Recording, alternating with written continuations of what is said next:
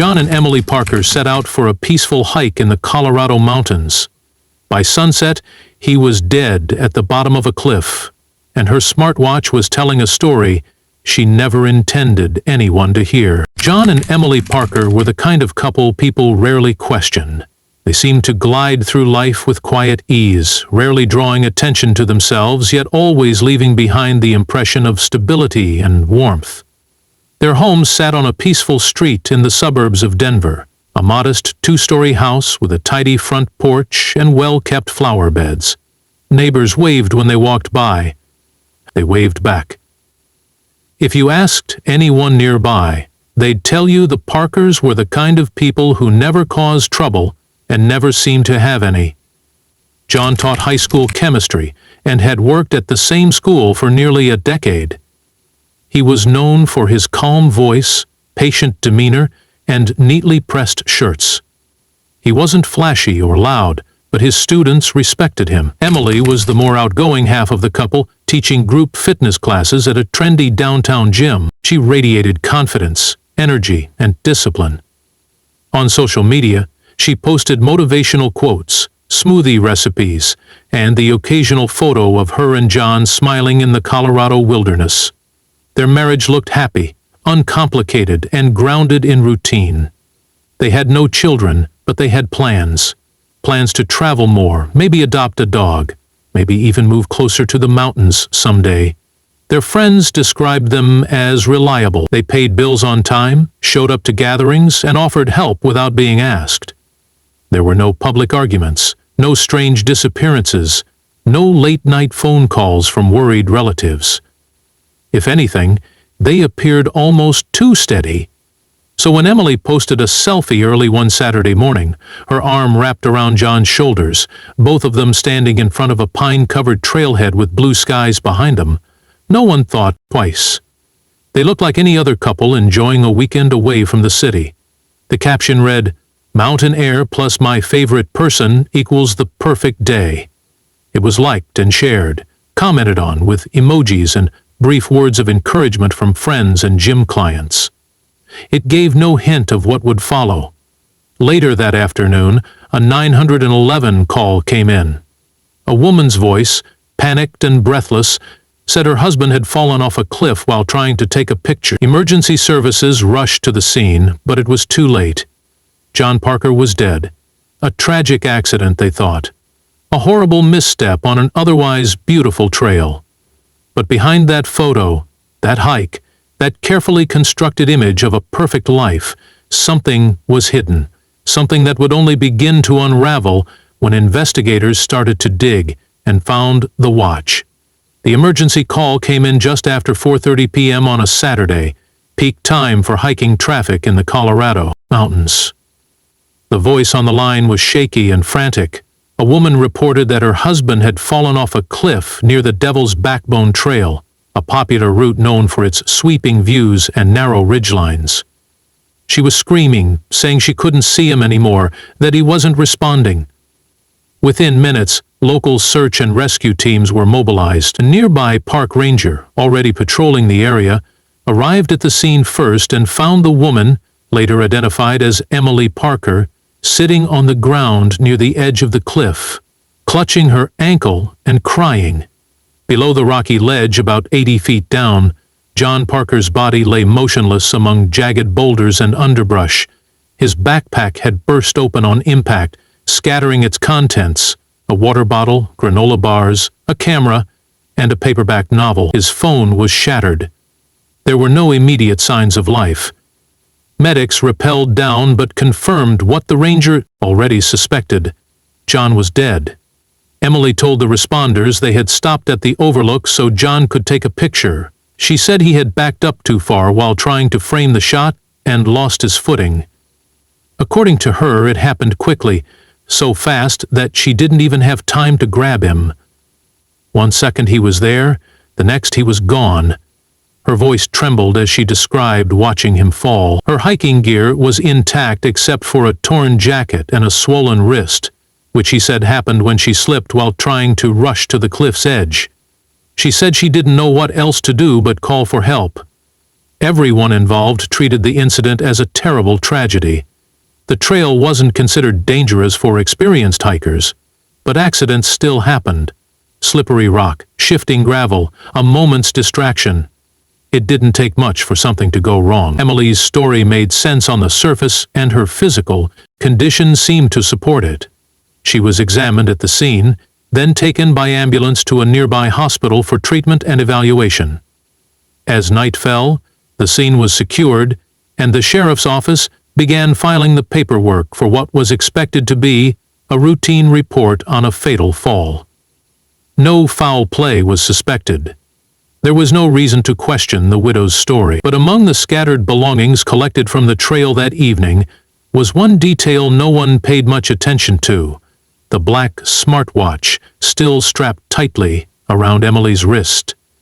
The investigation into John Parker's death began as a straightforward case.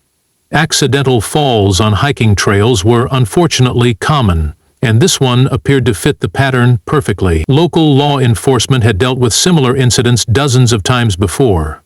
People slipping, losing their footing, falling, sometimes fatally.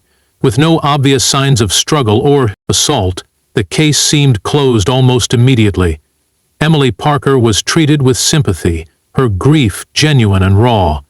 But Detective Rachel Kemp, who happened to be visiting the area on vacation, was assigned to assist with the investigation because of her experience with suspicious deaths. What started as routine quickly took a sharp turn. Rachel noticed something unusual early on. Emily was wearing a smartwatch. The device looked new and was tightly secured on her wrist, even after the fall and subsequent hospital visit. Detectives often overlooked small details like this, but Rachel knew these gadgets could hold a wealth of information. They tracked steps, monitored heart rate, recorded GPS locations, and more. Even if someone tried to hide or alter the story, their watch might tell a different tale. It was a tool few victims or witnesses thought to mention, but it could be the key to understanding what. A subpoena was quickly obtained to access the data stored in Emily's watch. The officers were careful, aware that this was a sensitive case, but also knowing the importance of thoroughness. When the data was downloaded and analyzed, the results were striking. Emily's heart rate began rising sharply almost an hour before the time she said John fell. The increase wasn't subtle. It was a sudden spike that lasted for several minutes, something you'd expect if a person was stressed or physically exerting themselves in an unusual way. The GPS information also raised questions. Instead of steady progress along the hiking trail, the watch showed a pattern of erratic movement near the cliff edge. There were long pauses where no walking was recorded, but the watch registered small bursts of motion inconsistent with normal activity. Like struggling or moving quickly in short bursts, the timestamps didn't line up with Emily's version of the events. According to her, they had been calmly hiking and chatting before the accident. But the watch data told a story of tension, sudden stops, and irregular movements. Detective Kemp brought these findings to the local authorities. The easy, clear-cut accident case was no longer so simple. Something in Emily's account wasn't adding up. The smartwatch wasn't just a piece of technology. It was a silent witness, quietly recording every heartbeat, every step, and every hesitation on that mountain trail. And what it revealed would change the entire investigation. The data from Emily's smartwatch quickly became the most important piece of evidence in the investigation.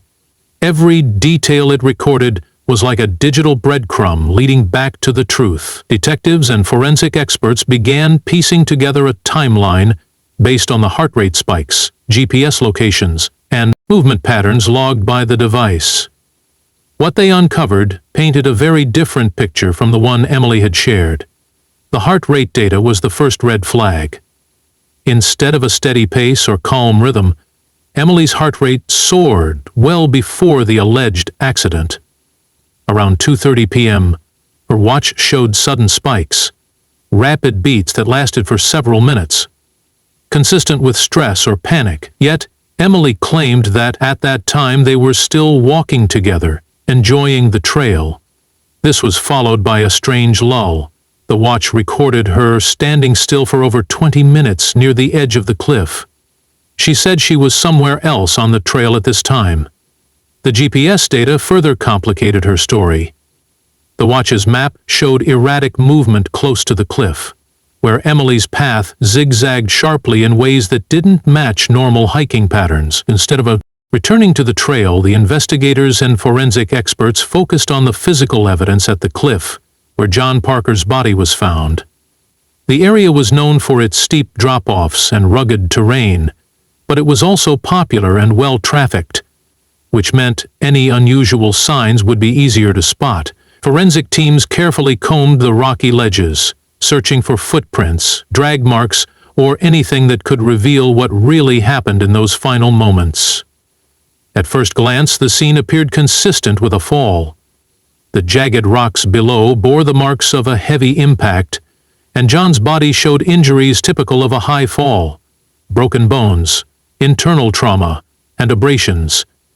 But upon closer inspection, experts noticed subtle but telling details. Near the top edge of the cliff, soil impressions revealed two distinct sets of footprints close together. One set was clearly John's hiking boot print, deep and steady. The other was smaller, likely Emily's. What raised questions was that only one set of prints, Emily's, led away from the cliff and back down the trail.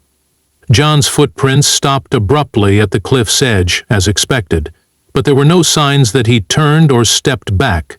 More intriguing were faint drag marks found in the loose soil and rocks near the edge.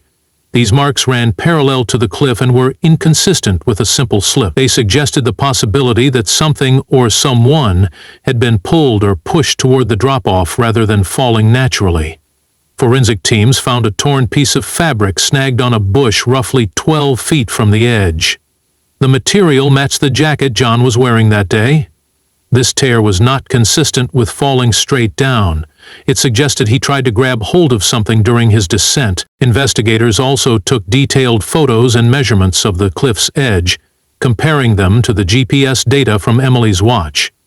The two matched closely. The area where the erratic movements were recorded corresponded to where the footprints and drag marks were found. It became clear that Emily had spent significant time near that precise location, not just passing through search, and rescue teams confirmed the path from the trail to the edge was narrow and difficult to navigate, requiring deliberate steps.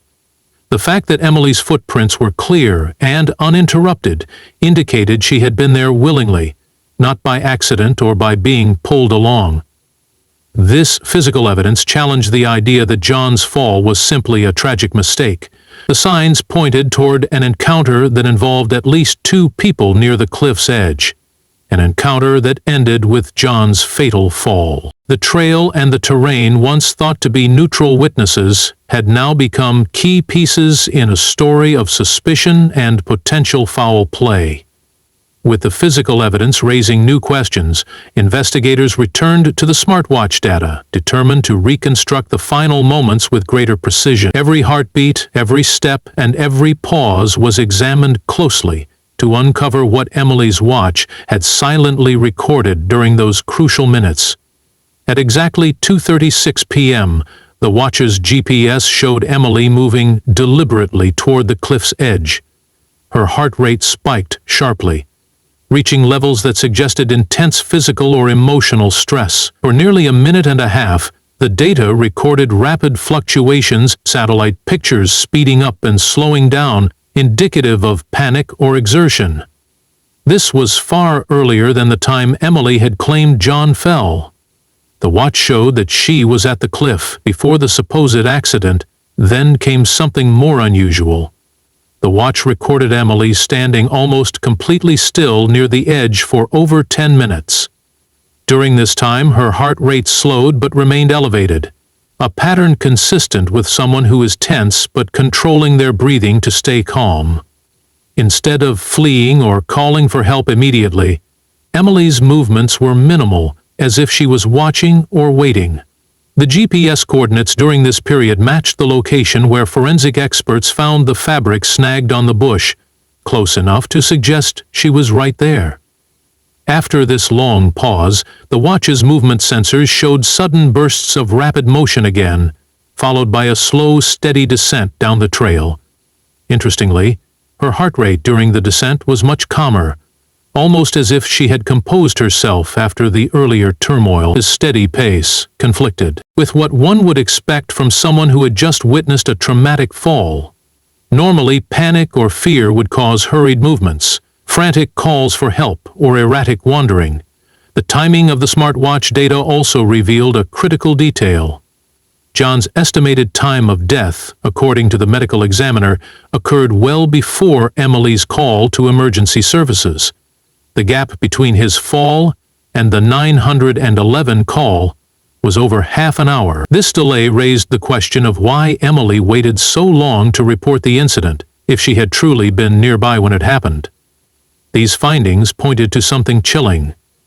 Emily wasn't merely a witness to a sudden accident. The watch data suggested she was present before, during, and after John's fatal fall, and she had time to think, watch, and control the narrative before involving anyone else. The silence, the stillness recorded in those final moments spoke louder than any confession. The smartwatch had recorded a story Emily never told. A story of calculated presence and control rather than panic and helplessness. It transformed what had seemed like an accidental death into something far more sinister. The final act of a planned and premeditated crime. As the investigation deepened, law enforcement officials decided to scrutinize Emily Parker's behavior after the incident. They reviewed surveillance footage from the nearby ranger station and parking lot, interviewed trail visitors, and examined phone records. Each piece added to a growing list of inconsistencies that made Emily's story increasingly difficult to believe. Piracy cameras captured Emily arriving alone at the parking lot around 5:00 p.m., about an hour and a half after she claimed to have called for help. She appeared calm and composed, even while carrying a small first aid kit and some water bottles. There was no sign of panic or distress that one might expect from someone who had just witnessed her husband's fatal fall. Instead, she seemed methodical, moving deliberately as if she had planned what to do next. Phone records showed a surprising sequence of calls and messages in the hours following the accident. Instead of immediately dialing 911, Emily had sent several text messages to the man she had been secretly communicating with, the one she met through her gym. The content was brief and cryptic, but investigators interpreted it as an attempt to manage the fallout or seek advice. Only after these exchanges did she finally place the emergency call that brought first responders to the scene. Interviews with hikers who had been on the trail earlier that day also revealed odd observations. A few remembered seeing Emily alone near the cliff, pacing nervously but not appearing to search for anyone or for help. Some noticed she seemed unusually calm despite the rugged and dangerous environment. One witness even recalled hearing a single, distant shout but was unsure if it was related to the accident. While Emily's alibi for the timeline of the accident began to unravel under questioning. When asked about the time she and John reached the cliff, her answers changed repeatedly. She initially insisted they arrived together, but later said she had lagged behind. The smartwatch data made it clear that her version did not fit with the recorded movements. These contradictions painted a picture of someone attempting to control the narrative, to manipulate how the events were understood. Instead of being a grieving widow caught in an unimaginable tragedy, Emily increasingly appeared to be someone who had planned her actions carefully, before, during, and after John's death. The quiet couple's weekend hike had turned into a chilling mystery. Every detail pulled at the fabric of the story Emily wanted the world to believe. Behind her composed exterior, the truth was unraveling, exposing a far darker reality than anyone had imagined. The mounting evidence against Emily Parker shifted the investigation from accident to homicide.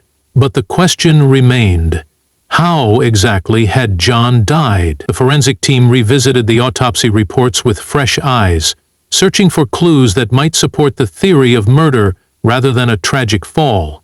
Joan's injuries were severe and consistent with a fall from a great height, but experts found subtle irregularities. Certain bruises and abrasions on his arms and torso suggested defensive wounds, marks that indicated he might have tried to protect himself from a struggle before falling. The positioning of his wounds didn't align with a simple slip or trip. Instead, they hinted at toxicology reports added another layer of suspicion.